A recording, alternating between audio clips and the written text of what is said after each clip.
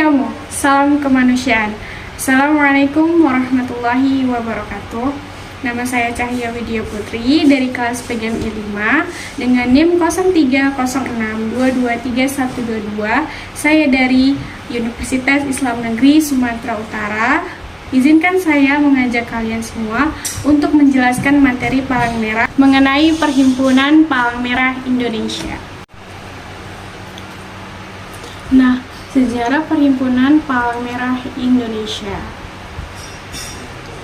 Jadi, Perhimpunan Palang Merah Indonesia atau bisa disingkat dengan PMI didirikan pada tanggal 17 September 1945, segera setelah Indonesia memproklamirkan kemerdekaannya.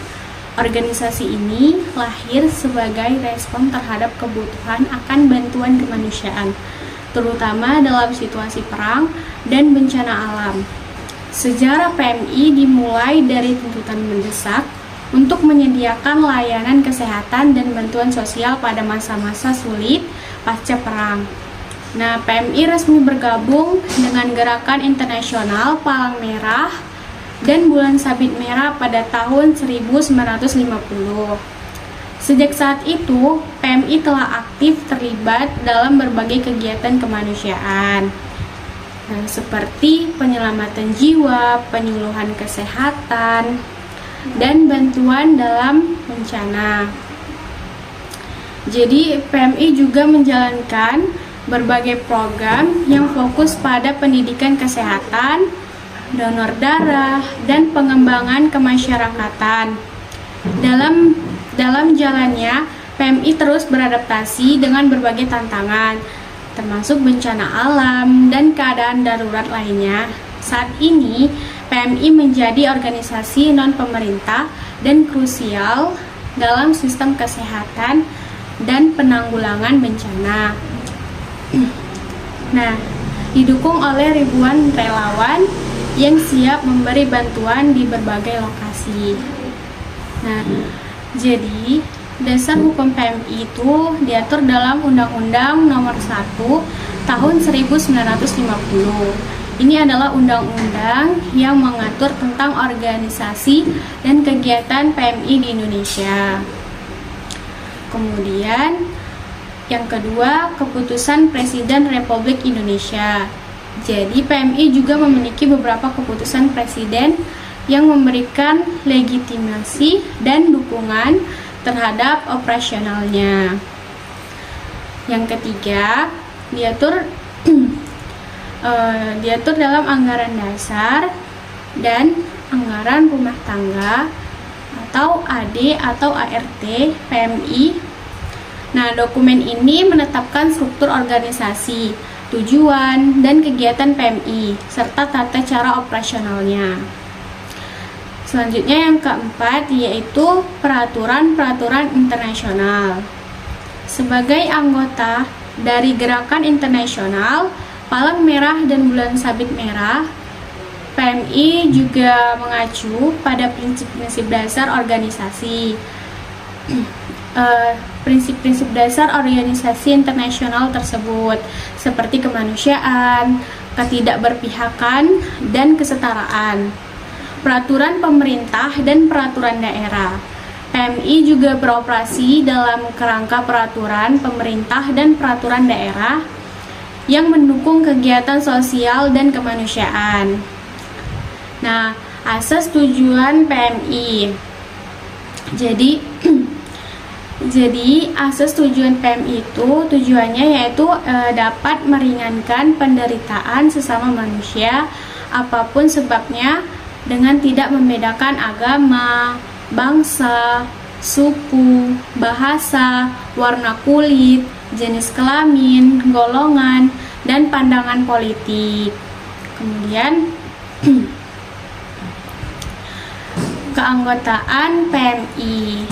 Jadi yang pertama, anggota remaja yaitu berusia dari umur 10 sampai 17 tahun. Hak dan kewajiban anggota remaja atau PMR mendaftarkan diri kepada unit MPR. Kepada unit PMR. Yang kedua, anggota biasa, yaitu berusia 18 tahun atau telah menikah, bergabung dalam wadah korup sukarela atau KSR, mendaftarkan diri kepada pengurus cabang PMI. Yang ketiga, anggota luar biasa, yaitu warga negara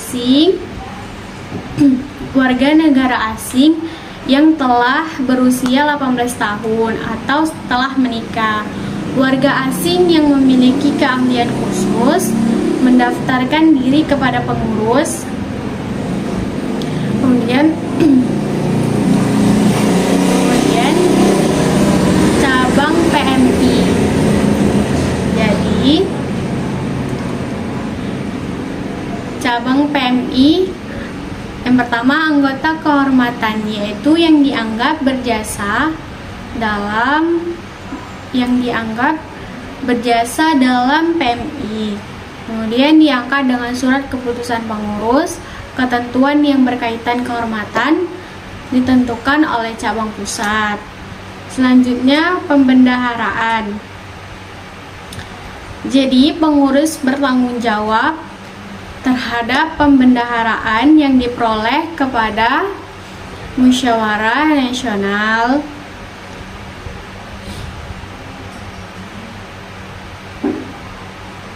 Yang pertama, mempertanggungjawabkan perbendaharaan dan melaporkan kepada pengurus pusat. Yang kedua, pengurus cabang mempertanggungjawabkan mengenai perbendaharaan yang diperoleh, dikelola dan penggunaannya kepada musyawarah cabang dan melaporkannya kepada pengurus daerah. Yang ketiga, sumber dana PMI diperoleh dari bulan dana yang dilaksanakan PMI berdasarkan persetujuan. Yang pertama, bulan dana dilaksanakan PMI berdasarkan persetujuan. Yang kedua, bantuan atau subsidi pemerintah, sumbangan masyarakat sepanjang waktu, diseminasi nilai palang merah dan hukum bencana. Yang kedua, penanganan bencana. Yang ketiga, pelayanan sosial dan kesehatan. Pelayanan sosial dan kesehatan masyarakat. Yang keempat, pembinaan PMR. Yang keempat, pembinaan PMR dan relawan serta pelayanan transfusi darah. Selanjutnya, logo PMI. Yang pertama, PMI menggunakan logo yang berlambang palang merah di atas dasar warna putih sebagai tanda pelindung dan tanda mengenal sesuai dengan ketentuan. Nah, sesuai dengan ketentuan perundang-undangan nasional. Kedua, ukuran panjang dalam horizontal sama dengan panjang vertikal. Yang ketiga, tanda palang merah dengan lingkaran lalu berwarna merah dan terletak di atas warna putih.